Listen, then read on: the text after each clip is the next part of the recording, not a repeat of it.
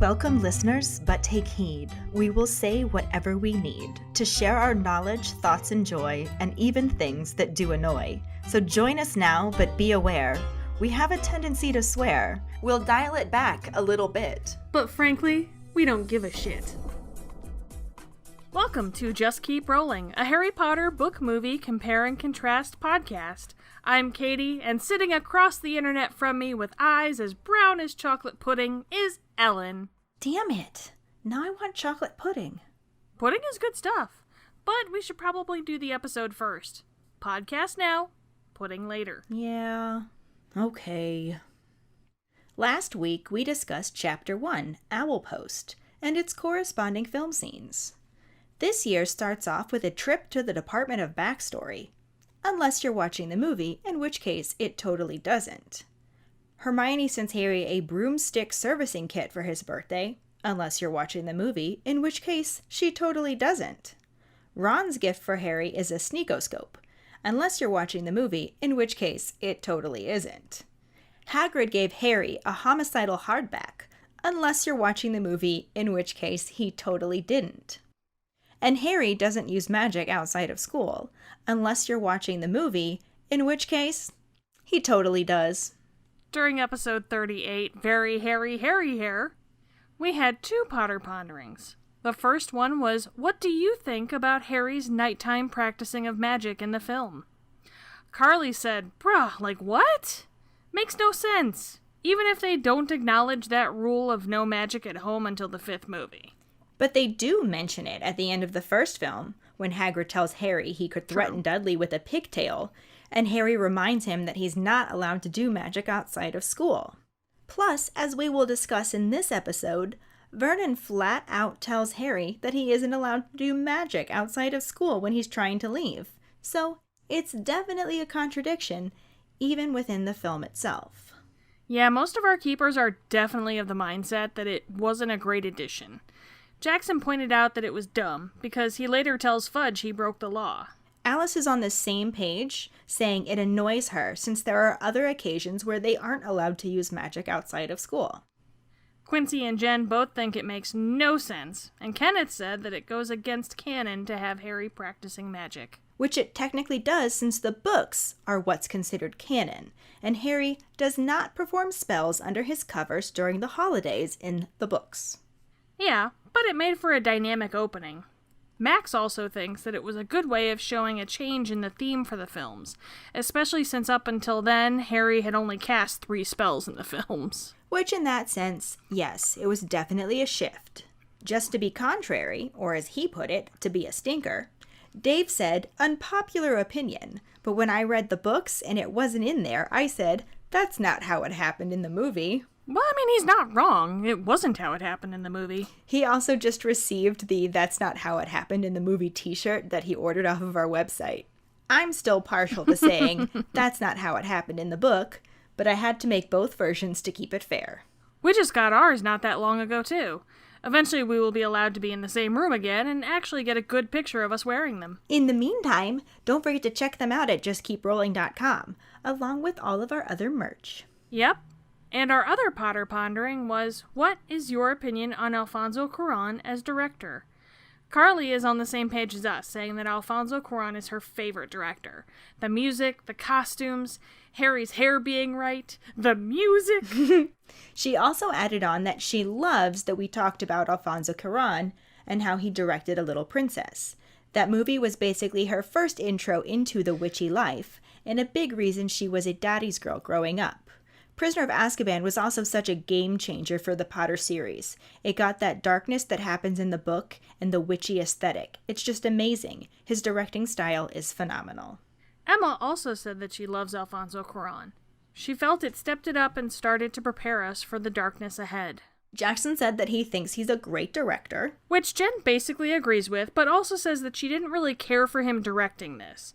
She said that if we have time to watch the Whomping Willow respond to seasonal change, then we have time for plot. Which is a very valid point. Mm-hmm. We will talk more about that throughout each episode as we go through this story. Yeah. We also heard from Quincy, who just can't forgive Alfonso Cuarón for having Harry do magic in the beginning, and Kenneth, who is basically on that same page, bothered that he betrayed canon. And not just canon, it created a contradiction within the actual movie. But like I already said, we will get more into that in this episode. For now, thank you all for your responses. Let's move on to the trivia question, which was, what institution does Vernon tell Marge they've sent Harry to? Vernon claims that they sent him to St. Brutus's Secure Center for Incurably Criminal Boys, where he gets the cane used on him often. Oh yeah, I've been beaten loads of times. Congratulations goes to Dave. He's got a knack for answering first. Maybe he'll be starting a new streak. Yeah, someone's got to try and beat out Quincy's 8-week streak. And then maybe we'll see Quincy back up in here to defend his title. It would definitely be pretty exciting. As usual, thanks for playing along. And let's just keep rolling into Chapter 2, Aunt Marge's Big Mistake, and the corresponding film scenes. Chapter 2, Aunt Marge's Big Mistake. Harry goes down for breakfast in the morning on his birthday and finds the three Dursleys sitting at the kitchen table, watching the TV that was Dudley's welcome home for the summer present. He sits down between Uncle Vernon and Dudley, receives no birthday wishes, and helps himself to toast, as the newsreader on television reports about an armed and dangerous escaped convict named Black. They show a picture of a gaunt man with matted elbow-length hair and share that a hotline has been set up for anyone who may spot him. Uncle Vernon is sure that he is no good based on how he looks and is upset that they didn't mention where he escaped from. He then finishes his tea and says he better be off soon to pick up Marge, and Harry is appalled to learn that Uncle Vernon's sister is coming for a full week. She doesn't visit often, but her visits are always awful for Harry. Vernon sets some rules for Harry, saying he must keep a civil tongue, no funny stuff, and that they've told her that he attends St. Brutus's Secure Center for Incurably Criminal Boys, and he will be sticking to that story. Harry is outraged, but uses it to his advantage, telling Uncle Vernon about the Hogsmeade permission slip and saying it will be hard work to keep things straight about St. Whatsits. Vernon looks alarmed and agrees to sign the form if Harry behaves. Harry heads upstairs to prepare himself to act like a real muggle for the week. He gathers up all his presents and birthday cards and hides them under the loose floorboard with his homework. Sadly, he asks Hedwig to go with the now-recovered Errol and stay with Ron for the week, and writes him a note explaining. Before Harry can spend too much time brooding, Aunt Petunia is screaming for him to come get ready to welcome their guest and do something about his hair. Harry doesn't bother, since Aunt Marge loves to criticize him. They hear Uncle Vernon's car arrive, and Petunia orders Harry to get the door, which he does, to reveal a large, beefy, and purple-faced woman with a suitcase in one hand and an ill-tempered bulldog tucked under the other. Aunt Marge immediately calls for her nephew, Dudders, and Dudley waddles down the hall to welcome his aunt and receive the 20-pound note that was the only reason he put up with her hugs. Marge greets Petunia and accepts some tea from Vernon. They all troop into the kitchen, leaving Harry to deal with her suitcase. He takes as long as he can lugging it up the stairs, and when he returns to the kitchen, Marge has tea and fruit cake, and Ripper is messily lapping tea out of a saucer. Vernon asks who's watching the other dogs, and Marge explains that she has Colonel Fubster managing them, but she can't leave Ripper. Harry sits down and Ripper begins to growl at him, drawing Marge's attention to him for the first time. She says, "So, still here, are you?" And Harry gives a very lackluster response, prompting her to lecture him for being ungrateful and say that he would have gone straight to an orphanage if he'd been left on her doorstep. Harry really wants to tell her that he'd rather live in an orphanage than with the Dursleys, but thinks of Hogsmeade and forces a smile instead. Marge sees this as him smirking and expresses her regret that his school hasn't seemed to knock any manners into him. She asks Vernon where it was that they were sending him, and Vernon tells her that it is called St. Brutus's. She wonders if they use the cane there, and Vernon gives a nod behind her, so Harry says yes, all the time, and when she wonders if he's been beaten, he responds, loads of times. Marge thinks he can talk far too casually about being beaten, and tells Petunia she should write and tell them they approve of extreme force in his case. Vernon quickly changes the subject to the escaped prisoner before Harry can forget their bargain. The week drags on, making Harry longingly wish for life at number 4 without her. Vernon and Petunia encourage him to stay out of the way, but Marge insists that Harry is around at all times so she can make loud suggestions for his improvement. She takes pleasure in playing favorites with Dudley and makes dark comments about why Harry turned out so badly. Harry tries to focus on Hogsmeade and ignore her, but as Marge reaches for a glass of wine, she says, "You see it all the time with dogs. If there's something wrong with the bitch, there'll be something wrong with the pup," and the wine glass explodes in her hand. She insists that it's happened before because she has a very firm grip, but Harry's aunt and uncle are both looking very suspiciously at him, so he skips pudding to get away and calm down. Being an underage wizard, he isn't allowed to do magic outside of school, and already doesn't have a clean record since he got an official warning last summer. He makes it through the next 3 days by forcing himself to think about his handbook of do-it-yourself broom care whenever Aunt Marge starts in on him. It works pretty well, but gives him a glazed-over look that makes her think he has mental issues.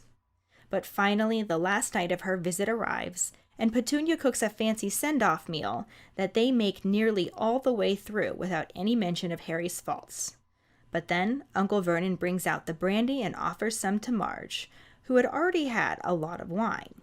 She accepts a small one, and then a bit more, before complimenting Petunia on her cooking and burping.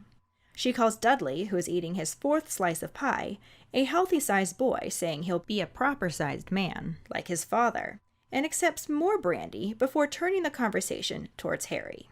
She says he has a mean, runty look, like a dog she had Colonel Fubster drown last week, and it all comes down to blood.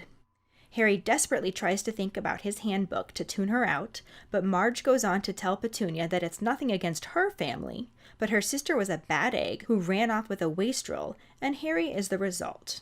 She refers to Harry's father as this Potter and asks what it was he did. Vernon claims that he didn't work, and Marge says it was as she expected and calls him a no-account, good-for-nothing, lazy scrounger, and completely sets Harry off, who forgets all about the handbook and bursts out that he wasn't. Vernon loudly offers more brandy and tries to send Harry to bed, but Marge insists that he goes on, asking if he was proud of his parents who died in a car crash, drunk she expects. Harry again cuts her off, this time yelling that they didn't die in a car crash. Marge calls him a nasty little liar and a burden on his relatives, swelling with rage. She says he is insolent and ungrateful, and stops, because she's literally swelling. Her face expands, several buttons pop off of her tweed jacket, and her whole body swells up like a balloon. She begins to drift up in the air, and Ripper starts barking like mad. Vernon grabs her foot and tries to pull her down, but is almost lifted off the floor himself. Ripper sinks his teeth into Vernon's leg, and Harry takes this opportunity to bolt from the dining room. He heads to the cupboard under the stairs, which magically bursts open. Grabbing his trunk, he leaves it by the front door and runs upstairs to get everything from under the floorboards and Hedwig's cage. He gets back downstairs as Vernon begins to bellow at him to come back and put her right. Harry kicks open his trunk, pulls out his wand, and points it at Uncle Vernon. He says that she deserved it and to keep away from him. He's had enough and he's going. Harry fumbles for the door and heaves his trunk and Hedwig's cage out to the dark, quiet street. The movie starts out on a J-cut over black with the doorbell ringing and Aunt Petunia snapping at Harry to open the door. The scene begins with Harry opening the door, revealing Uncle Vernon's sister, Aunt Marge, and her dog Ripper, followed by Vernon himself. Marge and Ripper go to greet Aunt Petunia, and Uncle Vernon remains in the foyer to remove his jacket. Harry takes this opportunity to ask him about signing a form for school. Uncle Vernon tells him maybe later if he behaves, and Harry says that he will if she does, as they both walk into the dining room. Aunt Marge notices Harry and says, "You're still here, are you?" Harry responds with a very sullen yes, and Aunt Marge criticizes his tone and adds that it was good of his uncle to keep him. She would have sent him straight to an orphanage. She is then distracted by Dudley's laughter and shrieks and gushes over her nephew as he continues to watch TV. Marge encourages her dog to jump up on the couch as Petunia fawns over her son. Vernon makes Harry take the suitcases upstairs, which he does, without arguing. The scene transitions to the family finishing dinner. Marge puts her plate on the floor for Ripper to lick clean as Harry clears the dishes. Dudley continues to watch TV, and Vernon offers his sister some brandy. She accepts a little, compliments Petunia's cooking, and snaps her fingers at Harry to pick up the plate from the floor. Vernon pours Marge some brandy, then a bit more, as she explains to Petunia that it's usually just a fry-up for her with 12 dogs. She takes a sip of the brandy, then offers the glass to her dog. Harry watches as Ripper laps out of Marge's brandy glass, until she glances up at him, wondering what he's looking at. Harry shrugs and goes back to cleaning up the food. Marge wants to know where it is that they sent Harry. Vernon informs her that it's an institution for hopeless cases, called St. Brutus's.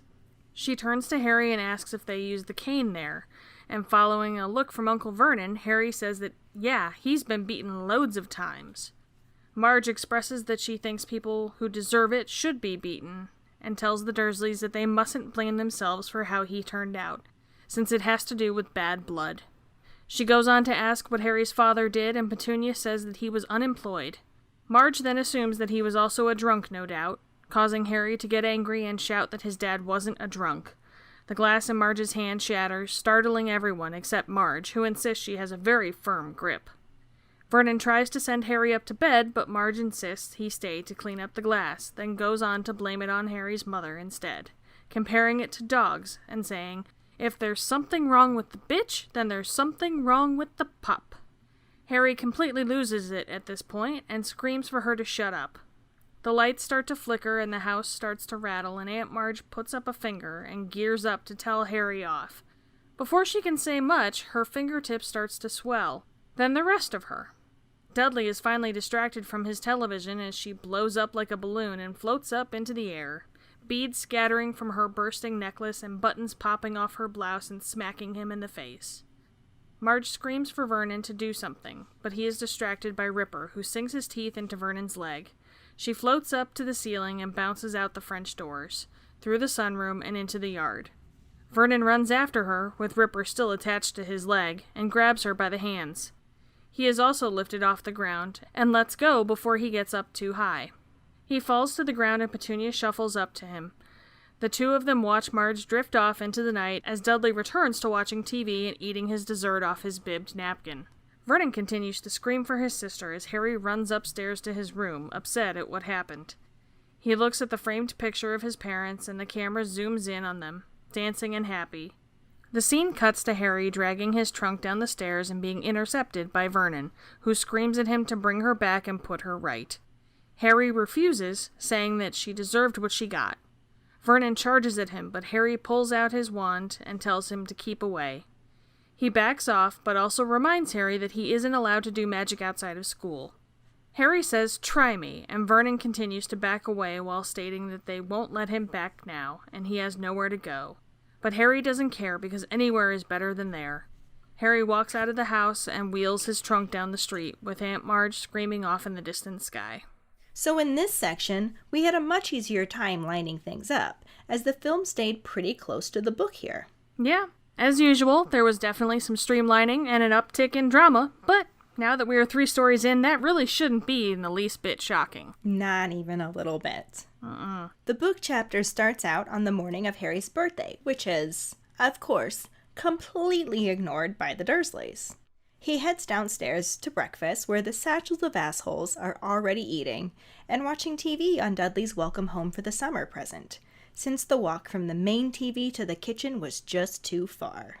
The movie scene picks up well after this point, so that part isn't actually included, though there is a TV and a whole bit around it that basically makes reference to this part of the chapter. Yep, but they're watching a news report about an escaped convict named Black, and this is such a subtle bit of foreshadowing. I love it. Black will be mentioned eventually, so we will be talking more about it, but it doesn't happen in this section of the movie. Which I think is kind of a shame. But like you said, we'll talk more about it when we get to that part in the film. In this part of the chapter, once Vernon gets over the fact that the news didn't tell them where the convict escaped from, he finishes his tea and, to Harry's absolute horror, says he better be off to get Aunt Marge. We are now getting closer to where the movie scene starts, since it starts right with her arrival. Yeah, but the book takes us on a little trip to the Department of Backstory before she arrives. and we learn a little bit about the Tweed bitch's background. She's Uncle Vernon's sister, and despite the fact that Harry is not actually directly related to her, he's forced to call her Aunt Marge. She lives in the country, and thankfully she doesn't visit often since she has 12 dogs she doesn't like to leave. But every time she does show up, it's pretty horrible for Harry. I mean, if the current visit is any indication, then I would say so. Right? At Dudley's 5th birthday, Tweed bitch hit Harry in the shins with her walking stick so Dudley would win at musical statues.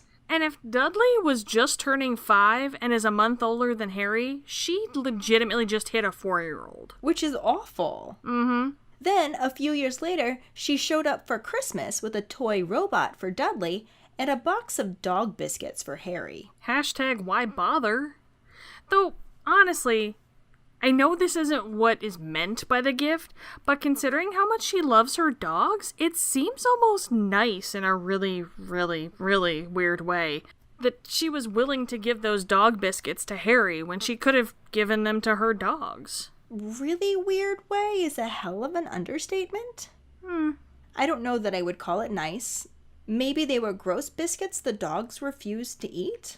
I don't know. I'm having some sympathy for the devil over here. Like, Harry could have used those biscuits to distract Ripper from messing with him. It subconsciously could have been the nice thing. Maybe. Kinda, sorta. I don't know. We also learned that on her last visit, the year before Harry went to Hogwarts, he accidentally stepped on Ripper's paw and got chased up a tree. Tweed bitch refused to call him off until well past midnight. Okay, I mean, she's still a horrible person, obviously. It probably wasn't nice at all, but it still seems like a strange choice for a shitty gift from her. I want to know what our keepers think about it. Okay, we can make it a Potter Pondering. Personally, I don't blame Harry for feeling like her visit is the worst birthday present ever. Definitely seems worse than dog bones. Yeah, but Uncle Vernon tells Harry that Marge will be there for a week and says that he will keep a civil tongue when talking to her. Harry says, all right, if she does when she's talking to me. Sassy Harry! Sassy Harry. Vernon also says that she doesn't know anything about his abnormality and he will behave himself, earning a little more sass as Harry says, I will if she does, through gritted teeth. This also gets referenced in the film, but it's after Marge arrives. And then Vernon adds on that Marge thinks Harry attends St. Brutus's Secure Center for Incurably Criminal Boys, and he will be sticking to that story. Which was our trivia question, and also gets referenced in the movie. Yep. Harry is completely furious, but it also gives him an idea, and this is one of my favorite parts of this chapter. I seriously wish they had put it in the movie, because Vernon is about to go pick up Marge and asks if Dudley wants to go with him. Backpack of Assholes is too busy, still watching TV, and says no. But Harry follows Vernon to the front door. Bag of Assholes says, I'm not taking you, and Sassy Harry says, like I wanted to come. He then mentions needing the permission slip to visit the village signed, earning a sneer from Bag of Assholes, who basically says he has no reason to sign it.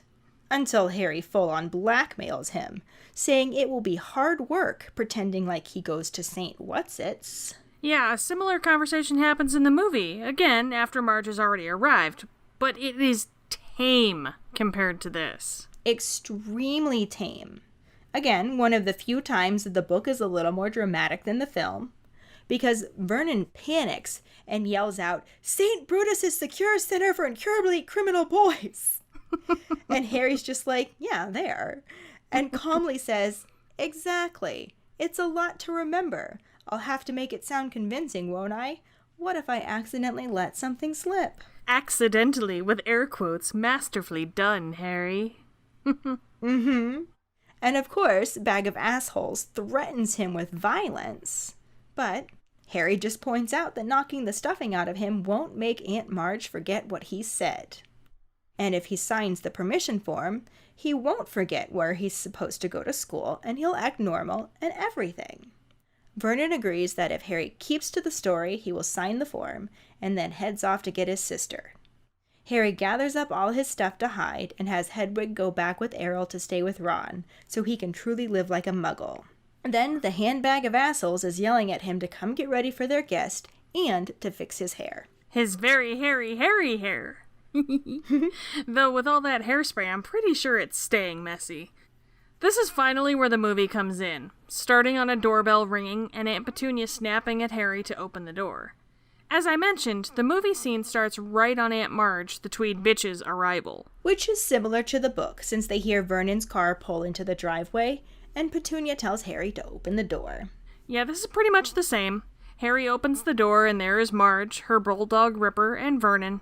But the film streamlines the week she is supposed to be staying into basically just a couple of scenes, so it is a bit different from there. Yeah, the book has Aunt Marge immediately call for her nephew Pooh, who waddles up and accepts a hug from her, since it also comes with a 20-pound note. In the movie, Marge and Ripper immediately go to greet Petunia in the other room, while Vernon stays behind in the hall to remove his jacket. This is when Harry asks him about signing the permission slip for school, and all Vernon says is maybe later if Harry behaves. We get a little sass from Harry when he says, "I will if she does," like in the book, but that was it. I really wish they had given just a little bit of the blackmailing and a little more of the sass aspects. The Sasspects, if you will, from the book. Even my husband said that the conversation seemed too benign between the two of them. The book definitely had this part better, but at least it was established that there was a permission slip that won't get signed. Though honestly, if Harry was smart, he would have just told Vernon that the form he needed to sign for school kept him at Hogwarts for Christmas or some shit. This is why Harry is not in Ravenclaw. Harry is definitely not a Ravenclaw, though the form had to remain unsigned for the sake of the plot. True. But as this is going on, Marge and Ripper are in the other room, and based on her facial expression, I don't know who Aunt Petunia hates more, Harry or the dog. The book does specifically state that Aunt Petunia hates animals. While Harry is taking Marge's suitcase upstairs, they get her some tea and she lets Ripper lap some out of her saucer. He does so quite messily, getting tea and drool all over Petunia's clean floor. Ugh.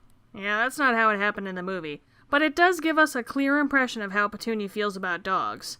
The scene then goes straight from the conversation about the form to Tweed bitch seeing Harry and saying, "You're still here, are you?" This is actually straight from the book, though it's after Harry has to take her suitcase upstairs. He takes as much time as he can to avoid being in Tweed bitch's presence for as long as possible. But eventually he has to go back downstairs and join them, and that's when she says, "So, still here, are you?" In both, Harry responds with a pretty sullen yes, prompting Marge to say she would have dumped him in an orphanage if he was left on her doorstep. But in the movie, she is then distracted by Dudley, who laughs at something he is watching on television. She leans over the back of the couch to hug him and gives a similar kind of gush that was described in the book, but there was no money given that we see.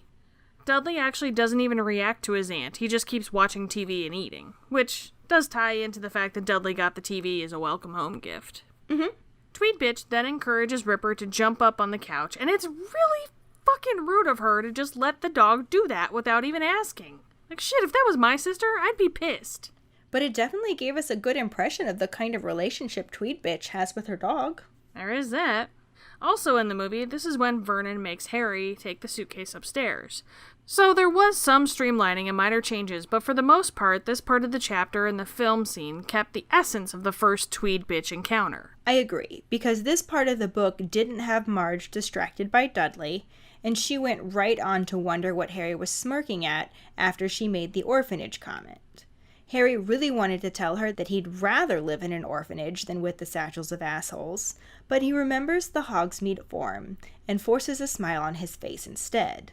Marge comments that she was hoping the school they sent him to would have knocked some manners into him and asks Vernon where it was they sent him. A very similar exchange actually happens in the next part of this scene, so again, it's mostly just a case of streamlining the essence of the chapter. Because in both, Vernon says St. Brutus's, and Marge wants to know if they used the cane there. And in both, Vernon gives Harry a look and a curt nod that prompts Harry to say they do, and he's been beaten loads of times. Harry's little "I've been beaten loads of times" line has got to be one of my favorite things, because it's one of our first real introductions of sassy Harry. He is definitely starting to grow into his sassy pants, and the that Daniel Radcliffe added to the end of it just really clinched the sass for me there. Oh, for sure. In the book, Tweed Bitch comments on his tone, saying that he's talking too casually about his beatings. She tells Petunia that she should write to the school and make it clear they approve of extreme force in his case. In the movie, she goes on to the next horrible thing that she has to say about Harry, but this is in a slightly different order from the book, since it combines the whole week into the two scenes. Yeah, the book has Vernon change the subject, then give a bit of a sum up of the awful things that Harry has to endure throughout the week, which included lots of comparing Harry to Dudley, her pleasure in buying Dudley presents but not Harry, and dark hints about why Harry was such an unsatisfactory person. She says he's rotten inside. Harry tries to ignore her, focusing on his food and thinking about Hogsmeade, but when Tweed Bitch calls it one of the basic rules of breeding, saying if there's something wrong with the bitch, there'll be something wrong with the pup, her wine glass explodes. Both this line and the exploding glass happens in the movie, but not exactly like this. The movie transitions straight from Harry taking the suitcase upstairs to a family dinner, where the bulk of this chapter fits into. Yeah, it streamlines the worst things into one dinner, instead of having them occur over the whole week, and cuts out some extra details, like any mention of Colonel Fubster watching her other 11 dogs, as well as a quick trip down memory lane after Harry explodes the glass and is upset with himself for losing control like that because he isn't allowed to do magic outside of school. Imagine that. Isn't allowed to do magic outside of school. What are you trying to say there, Ellen? That he isn't allowed to do magic outside of school. But he can't afford to let something like that happen again because he's already gotten one official warning from the ministry, which also wasn't really his fault. Mm-hmm. But that's another story. Literally. It also cut out the fact that he got through the next 3 days by forcing himself to think about the Handbook of Do-It-Yourself Broom Care as a way to tune out Tweed Bitch. Which they couldn't show in the film at all, since we never even saw him receive it. Right. Mm-hmm. But then it finally gets to the last night of her stay, and this is the big fancy dinner that the film shows. The book says that they basically make it through the entire meal without any mention of Harry's faults, but then Vernon gets out the brandy. The movie implies this to be the case as well, since the scene starts in as they're finishing up. Harry is clearing the table and Vernon is offering Marge the brandy. One minor difference here is that the book doesn't have Harry clearing the dishes. He just wants to escape up to his room, but Vernon gives him a look that makes it clear he has to stick it out. In both, Marge says she'll take a small brandy, then requests a bit more and a bit more. She also compliments Petunia's cooking in both, stating that it's usually just a fry-up for her with 12 dogs. She takes a sip of her brandy and then offers it to her dog. I'm not gonna lie, I'm super grossed out that Marge just lets Ripper drink from her glass. Like, I can't, I just can't. Yeah, it's just another one of those touches that shows her relationship with her dog. But she doesn't do that in the book.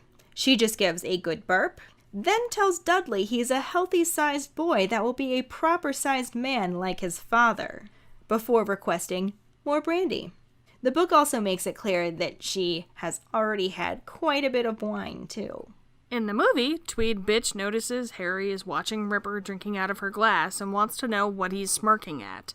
And this is where that conversation from the chapter about St. Brutus's fits in the film. It's very similar, even has her saying, I won't have this namby-pamby wishy-washy nonsense of not beating people who deserve it. Which is nearly word for word from the book, though not during dinner. Right. But then in the movie, she goes on to say that Vernon mustn't blame himself for how this one turned out, because it's all to do with blood. She says bad blood will out, then asks what his father did. This is a pretty neat shot, too.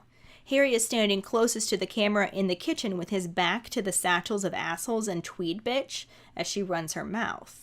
He's got a bit of a dreamy look on his face, and I think it gives the impression that he is thinking about something to try and tune her out, like the book said he was doing with the handbook. It also gives us a good view of the changing expression on Harry's face, because he does start out with a little smile, and then the more Tweed Bitch talks, the harder his face falls. And this conversation does happen at this point in the book, too. though the movie cuts out the part where she tells Petunia that it's nothing against her family, but her sister was a bad egg who ran off with a wastrel, resulting in Harry. Then she asked what it was that this Potter did, and Vernon says he was unemployed. In the movie, she specifically asked Petunia, so she was the one who answered and said that he was unemployed. Which Tweed bitch immediately follows up by assuming he was a drunk too, prompting Harry to fully snap out of his attempt at drowning out her bullshit and say, "That's a lie." She is shocked he's talking back and says, "What did you say?" Harry turns around, very forcefully informs her that his dad wasn't a drunk, and this is where the movie includes the glass shattering in her hand.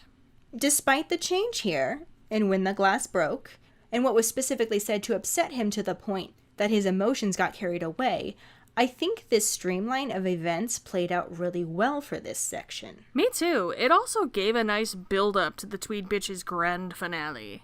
Which we are getting to. Mm-hmm. Since there's no exploding glass at this point of the chapter, it is a little different here.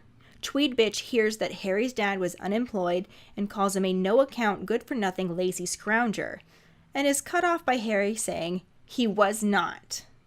Vernon loudly offers more brandy and tries to send Harry to bed, but Tweed bitch insists that he stays and tells him to go on, shaming him for being proud of his parents who got themselves killed in a car accident. And here, she tacks on a little comment saying, "Drunk, I expect." So the movie didn't pull that from nowhere. But it wasn't that little add-on that really upset Harry. It was the fact that she said they died in a car crash. She doesn't even bring the car crash up in the movie. Yeah. Well, in the book, that is the thing that really sets him off, the straw that broke the camel's back, if you will. He jumps to his feet and yells that they didn't die in a car crash. Tweed bitch screams back that he's a nasty little liar and that they died in a car crash, leaving him to be a burden on his decent, hard-working relatives. She is described as swelling with fury. The movie sets this up a bit differently. After the glass shatters, she snaps her fingers at Harry and tells him to clean it up. Then she continues her tipsy diatribe and blames it on his mother instead. So this is where the movie includes the line, "If there's something wrong with the bitch, then there's something wrong with the pup." This leads to Harry slamming down the glass and screaming at her to shut up. I'm glad they worked that line in, even if it isn't exactly how they used it in the book. It's a pretty awful thing to say, so I think it works perfectly well to use this as the moment where Harry has just had it with her bullshit. I remember being weirdly surprised that they actually said, "If there's something wrong with the bitch, then there's something wrong with the pup." Because even though it's a technical term, it is still really weird to hear it in a quote-unquote kids movie. I actually feel completely different about it now, too, because we had a virtual patron hangout last weekend with our Order of Merlin 1st class through 4th class patrons, and our resident Brit, Max, taught us that when they're using it around people they know, cunt is usually meant in an endearing but honest way. Like, he might be a cunt, but he's our cunt. When bitch can really depend on how you say it and who you're talking about. Which I found to be really interesting since in the US, bitch can be the more endearing one, and we just don't really say cunt. Yeah, I don't have an issue with the word cunt, personally, but it is generally perceived as a no-no word in the US. But I kind of like the word, if I'm being honest. Like, there's something about the way it rolls off the tongue that just makes me feel better. I actually agree, which is why I found it interesting that Max said it's not really that bad of a word there, and bitch is. Yeah, I mean, I knew that they didn't really use the word that much, but it never really occurred to me that it was because it was offensive, considering how often they use cunt and how taboo that word is considered here. Max also said that it's worth noting that Marge and Vernon seem to be the same as that sort of 60s generation that are very un-PC with their language. He said his mum would also say bitch to describe a dog and pretend that it wasn't offensive at all. Well, like I said, I mean, it is a technical term, but it was also very clear that Tweed bitch was intending to offend. Oh, for sure. But regardless of the inciting incident in both the book and the movie, she starts swelling. In the book, it starts out as a figurative swelling, as they described her to be swelling with fury, but then she begins to literally swell, and swell, and swell. In the movie, I wouldn't say that she was figuratively swelling. She came across more arrogantly pleased that she had an opportunity to put Harry in his place. She raises her finger to begin what was probably going to be quite the tirade, and we see it start to literally swell. And swell, and swell, and swell. Harry loses complete control of his emotions here. But seriously, if Marge would have been talking shit about my parents, like calling my dad a drunk and all that, I'd have blown her ass up too. I agree. Even in the book, when he reacts because of the car crash comment, I can totally see how that would trigger him.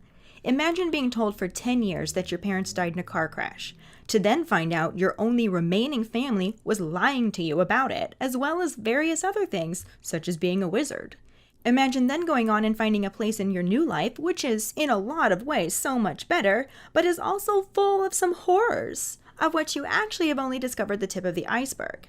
Imagine coming to terms with learning your parents were murdered by a dark wizard who was trying to murder you, and who has since tried to murder you. And then this crazy Tweed bitch comes in, and after torturing you for a week, brings back the car crash lie that not only reminds you just how big the lie was, and how shitty your only family is, but also disparages the parents who sacrificed themselves to save you. And that's on top of all of the other shitty comments that she made. Straw, camel, broken. Wow. Shit, that's one way to put it. I'm just saying. Not arguing. But regardless of what causes her to blow up, the movie does a phenomenal job bringing it to life. I love the way they did the blowing up Aunt Marge scene. It was so hilarious to see. Like, the music was just perfect, and the reactions as Aunt Marge just fucking Violet Beauregards all over the place. They were amazing. It obviously dramatizes things a little bit, or a lot. Mm-hmm. But again, as we're 3 stories in, that's nothing new to see. Not at all. However, in the book, she just swells and floats up to the ceiling. Some buttons pop off of her jacket. Vernon grabs her foot and nearly gets lifted off the floor himself. Ripper sinks his teeth into Vernon's leg, and Harry uses this opportunity to run out of the dining room. Which was a fantastic scene to read, but as usual, not nearly dramatic enough for the movie. In addition to those details, the lights begin flickering and the house is rattling in reaction to Harry's power. He even gets his own dramatic wind effect, which proves that his very hairy hair isn't quite as hairsprayed as it seemed. Right? Then, like in the book, Aunt Marge swells and floats, yes. Her necklace bursts, scattering beads everywhere. A couple of buttons pop off her blouse and smack Dudley right in the face, one after another. Vernon grabs her hands and she starts to float right out the open French doors and into the backyard. Ripper sinks his teeth into Vernon's leg and they are both lifted off the ground by the Tweed bitch balloon. Just a little more dramatic. Just a bit. Then she gives the snarl of a, "Don't you dare!" And Uncle Vernon's little look to Aunt Marge when he lets go and says sorry is just funny as hell. All of their reactions throughout this are amazing. It goes right along with what I was saying about the Dursleys being caricatures rather than real people. Like when Dudley takes the button to the forehead and performs a very slapsticky fall off his chair. It's also the first moment in the entire section of the film that he actually stops watching TV, because they even have him watching it in the dining room as he eats. Which totally plays right into the whole TV bit. Then Marge pulls the tablecloth and all of the dishes off the table, and Dudley gets back up just in time to take another button to the head. Oh yeah, it's very slapstick and hilarious. And the entire time a cuckoo clock is going off in the background. There's definitely a lot more going on in the film than the book for this scene. Oh, for sure. Marge is screaming, Ripper's growling, Vernon is wailing. Technically, Marge is kind of wailing too. Wailing. Yeah. Despite being a blimp, she's not having a very good year. We could call her the Michelin Ma'am.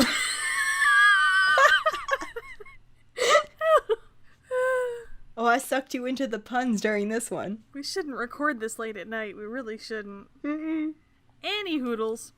Right after Vernon's hilarious sorry as he lets go of her and drops to the ground flat on his face, Petunia shuffles over to him, and we get a great aerial shot of Petunia standing by Vernon's side as he is on his knees, reaching to the sky and bellowing, "Marge!" as Tweed bitch drifts off into the night. Which definitely isn't how it happened in the book. then there's the little bit where Dudley goes right back to watching TV and eats what's left of his dessert right off his napkin bib. Which is, again, a really fun way to reference the welcome home present he got. So he didn't have to walk so far from the TV to the kitchen to get more food. Yeah. Everything that happened also provided ample distraction so Harry could run up the stairs to his room. He looks at a framed photo of his parents, and the camera focuses on them, dancing and happy. The scene then cuts to Harry dragging his trunk down the stairs. In the book, he first ran for the cupboard under the stairs, since that's where the majority of his belongings were locked up. It magically bursts open as he nears it, and he grabs his trunk, leaving it by the door, then running upstairs to get the rest of his school stuff, his birthday presents, and Hedwig's cage. When he gets back downstairs, Vernon is bellowing at him to come back and put her right. In the movie, Vernon intercepts Harry at the bottom of the stairs, yelling at him to bring her back and put her right. Harry says no, she deserved what she got, and Bag of Assholes lunges at him. Harry pulls his wand out and tells him to keep away. Which is fairly similar to the book, except that Harry just grabs his wand from his trunk and points it at Vernon, saying that she deserved it and to keep away from him, but also saying he's had enough and he's going. The chapter ends on Harry fumbling for the door and heading out into the night with his trunk and Hedwig's cage. The movie, of course, needs to make Harry's exit a bit more dramatic, too, and add a bit more of an argument between Vernon and Harry. Once Harry pulls his wand on him, Uncle Vernon reminds him that he isn't allowed to use magic outside of school. Wait, what? Huh. Harry isn't allowed to use magic outside of school? Is that like a rule or something? It seems strange they'd include that line when just about 7 minutes earlier in the film, Harry was doing magic outside of school. This is movie rules, Ellen. Movie rules are different. They have no hold on canon rules. Silly Ellen. Mm-hmm. But by this point, Harry is just done. Vernon says he can't do magic, and Harry just sasses back, "Oh yeah? Try me." Vernon backs away but continues to taunt him, saying they won't take him back now and he has nowhere to go. Harry still doesn't have any fucks left and says he doesn't care because anywhere's better than there. He's like, "Fuck this popsicle stand, I am out." It's like that scene with Chris Evans in Knives Out. Oh, yeah. As a matter of fact, eat shit. Eat shit. Eat shit. Definitely eat shit. Eat shit. You can all eat shit. Exactly. Exactly like that. Great movie. I love that movie. Right? But then Harry walks out of the house and down the street with Aunt Marge screaming off in the distance. Ah, that teenage rage that leads you to do incredibly stupid things like leave the house without any money or a place to stay. The book did mention that he had some wizarding money in his trunk, but that doesn't exactly help him much in the Muggle world. And to be fair, it would have been really awkward if Harry would have stayed there. Like, what would the conversations have been like? "So, I know I blew up your sister, but hey, sign the permission form now, thanks." Or maybe, "So, Aunt Marge back yet? No? I'm sure she'll land sometime." Or maybe he would just taunt Vernon, saying things like, "You know, I'm feeling a little bloated today. How about you?" Or just more blackmail. "So, sign my form and I'll bring her back." I mean, it's a moot point since he fucked that popsicle stand. Yep. But now we've reached the end of the book chapter and the film section, and we have some returning actors to talk about, plus a new one. Yeah. In this scene, we have the return of Fiona Shaw as Petunia Dursley. And she is, once again, just the epitome of a handbag of assholes. Like, she is. It's so well done. I love it. Like I keep saying now, talking about the Dursleys, they're caricatures. Mm-hmm. The whole thing was very slapsticky. Like, the way that she reacts when Ripper first tries to jump up on her, and the look on her face that you can just see in profile when Marge is letting Ripper drink out of her glass. Like, she didn't have a ton of lines. Yeah, it wasn't a big part in this particular movie. But her face said so much. Yeah. And, like, I giggle every time I see her do her little shuffle run in heels over the grass out to Vernon. I don't know why it's so funny, but it's the funniest run I have ever seen. And I feel like that was her deliberate. still trying to be proper, but right. she can't. It's deliberate. It was a deliberate. Nobody runs like that for real. Yeah. It was a deliberate choice to both look funny and be her character. Yeah. She nailed it. Yeah. As always, well done. Yet again, Fiona Shaw, well done. Then we also have Harry Melling as Dudley Dursley. This little shit. Did he even have any lines? No. No, he literally just so. watched TV and ate the whole time. Yeah, which, I mean, that's, for the most part, it's pretty much all Dudley did in the chapter, too, in the book. Yeah, it really was. Little couch potato kid sitting there. But his whole slapsticky fall off the chair. Yeah. And to, like, get up just in time to get knocked back. It was a button. Yeah. It was a button. It did not knock you that hard. But it was still hilarious. And he played it really well, especially for being so young still. Yeah. It was a really impressive performance of physical comedy on his part. Right. Yeah. Right. I agree. It's very good. Yeah. And, again, total backpack of assholes. Because it's shitty to ignore your aunt who's saying hi to you and you just sit there and eat and keep watching TV. Yeah, it's shitty when your dad has just watched his sister float away into the night and you're just standing like, there eating cake off eating of pie off of your bib. shirt, essentially. Yeah. I mean, according to the book, that was his fourth piece, too. So. Well, there you go. No surprise there. No, he didn't have a ton to do, but what he did was very entertaining. Mm-hmm. And I felt like it was very Dudley Dursley. I agree. And our new actor in this scene was Pam Ferris, who played Marge Dursley. And I gotta tell you, it took me forever, it's an embarrassing amount of time, to realize that Aunt Marge was Miss Trunchbull from Matilda, despite the fact that they're both damn near the same character, really. Yeah, Pam Ferris is really fucking good at nasty. Yeah. And, like, comical nasty. Because, again, like, you're right, Trunchbull was another one of those caricatures. Yeah. Who is just so insanely mean that you're just... Right. Unbelievably mean. Yeah. But it's such a great role when you need a character to just make you hate them. Yeah. She nailed it. Yeah, there was not a moment watching her that I actually felt sympathy for that devil. Now, maybe reading about her and Dog Bones, well, maybe that may have elicited some strange, bizarre sympathy, but watching her did not have that. Yeah.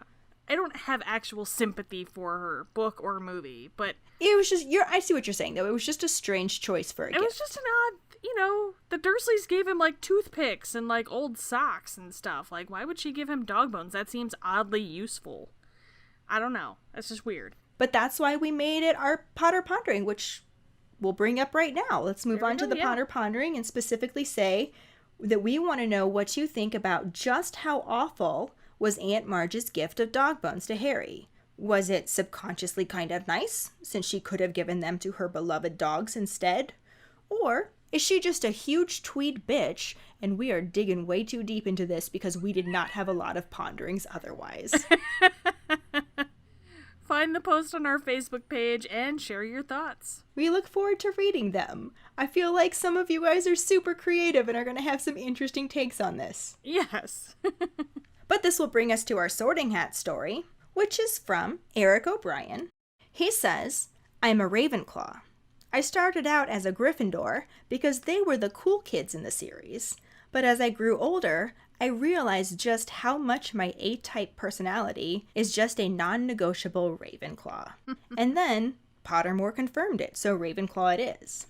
My wand is a 10-inch hazel wood with a phoenix feather core with unbending flexibility. My Patronus is a Mastiff. I got into Harry Potter back when I was younger. My cousins and I would watch the movies when they first came out, and over time I finally got into the books. With Deathly Hallows, I stayed up all night to finish it. The last half of the book is the definition of a page-turner that you can't put down. Deathly Hallows is my favorite, followed by Order of the Phoenix. There's just nothing that compares to when the group becomes young adults with attitude and fights back. I saw Harry Potter 7 Part 2 twice in one day when it first came out. The scene where McGonagall takes on Snape still gives me goosebumps to this day. But I do wish that they didn't leave out a few good parts from the book, like when McGonagall tells Slughorn that it's time for Slytherin to decide its loyalties. Ron's is my favorite wand. I bought it at Universal, and to me it's just the most fun one to flick and swish around. Goblet of Fire is my least favorite movie. They should have split it into two, and Harry needs a haircut stat. Yes! Other goosebump-inducing movie scenes include I'm Sorry, Professor, I Must Not Tell Lies, McGonagall versus Snape, Molly killing Bellatrix, the Resurrection Stone scene in the forest, and the Department of Mysteries. You guys do great work. Keep it up. Aww. I know. Thank you so much for sharing your story with us, Eric. For some reason, we are severely lacking in Ravenclaws, so we're really happy to have you as a keeper. Yeah.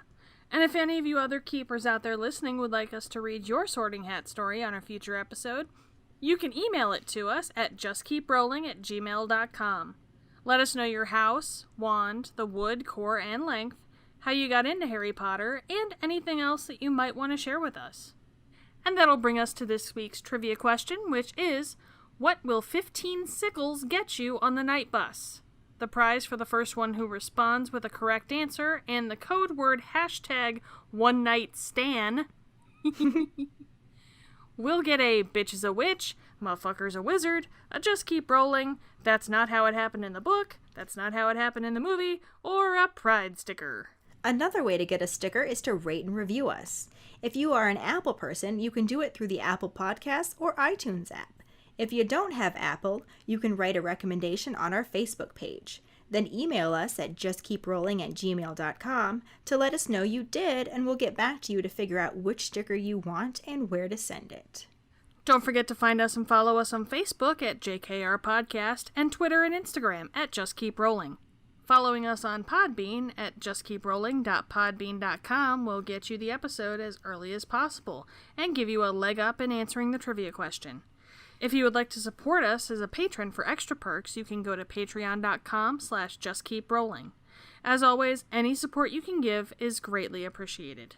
And as we mentioned earlier, one of the perks for the mid-tier to higher tier patron levels is to do a monthly virtual hangout with us. And we all get to know each other a little bit better, and you can share some of your thoughts and ideas with us that could possibly make it into future podcasts. Fun times. And don't forget that you can also go to our website at justkeeprolling.com to check out our Just Keep Rolling and Harry Potter related merchandise for sale, including our Equality line that features Dumbledore's quote, "Differences of habit and language are nothing at all if our aims are identical and our hearts are open." The proceeds from this line will be donated to the Trevor Project and the NAACP Legal Defense and Educational Fund. Or you can just check out the links on our Facebook page to donate directly to the causes if you like. And join us next week when we talk about Chapter 3, The Night Bus, and the corresponding film scenes. Thanks for listening. We hope you hear us again. I'm Katie. I'm Ellen. Until the next time, just keep rolling.